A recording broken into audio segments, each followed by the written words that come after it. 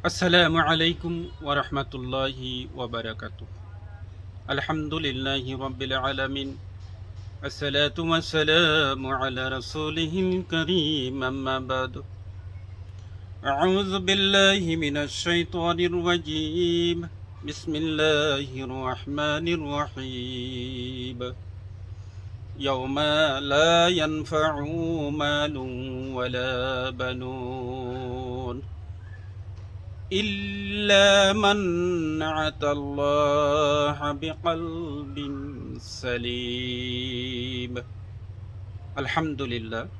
সংক্ষিপ্ত আলোচনার এখনকার বিষয় অন্তর। অন্তর কি, কত প্রকার ও কি কি? সংক্ষিপ্তভাবে আলোচনায় অন্তর অর্থ হৃদয়, মন, ভিতর কেন্দ্র।